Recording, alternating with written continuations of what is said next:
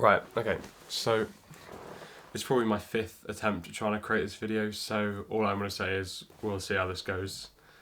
So, cinematography. Where to start is the big question. I did want to talk about why I ended up choosing cinematography. So if you don't follow my Instagram, back at the beginning of December, I decided I wanted to build a brand. And there were basically 2 ideas behind this. The first being 2024 had been such an amazing year for me. Going from nothing to that many followers in the space of just a few months really was actually life-changing. And the opportunities that came for it were awesome. So I wanted to use my skills that I'd learned over that year and actually give them to other people so they could have that same experience. And second, without having any shame towards it, was I just wanted to earn some money. Branders always work well, but they're sort of inconsistent, which I was sort of looking to get out of and sort of move into more of a reliable stream of income that still allowed me to be creative and equally helping people.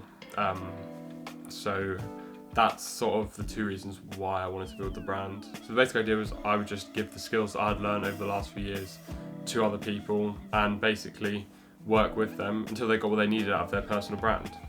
So I put a team together for this and started working on it for about 3 months.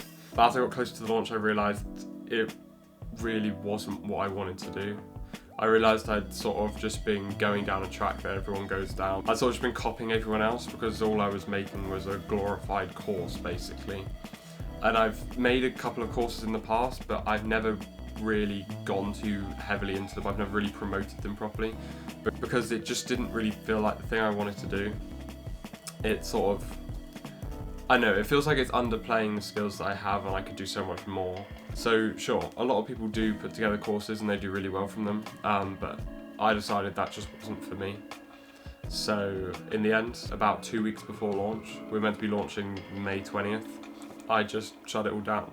Obviously I had to apologise to my team who had been putting in a lot of work. Same with me, I'd been putting in a lot of work towards it as well.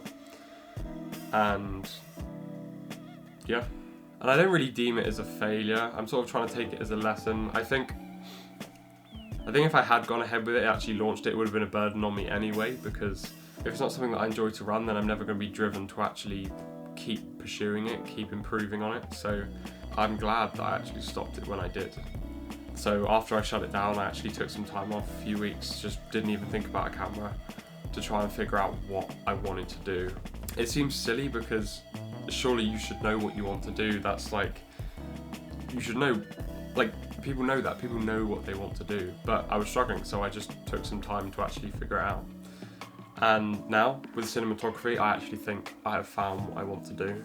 I think cinematography is going to be something that allows me to use my creativity in the way that I want to do it. And obviously as I get better, I'll end up being able to choose clients and actually pick people that I'm more suited for, that allows me to use my creativity better. If that makes sense, that kind of makes sense. And the best part about this is I know the first step, and it's pretty simple. It is to put together a portfolio. And now I'm going to be working on this for the next 1 to 2 months, because a portfolio is essentially just a collection of all your works that you put together, and then you can send out to brands and producers to actually get them to see your work and hopefully get clients. So that is the most important part of this, I think. So I'm going to be spending the next 1 to 2 months actually putting together some spec work, which is work that you're not paid for, to actually put on that portfolio so that I can actually show off my skills to the best of my ability. And that is what I'm going to be documenting, the production of these spec ads. I also think the documenting will give potential clients a better understanding of the way I work.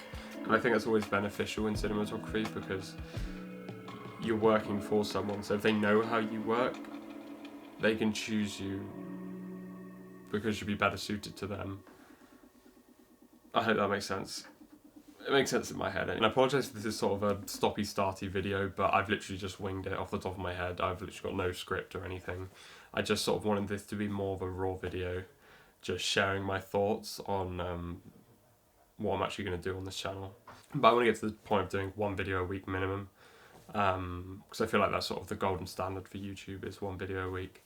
So yeah, gonna get started with the portfolio.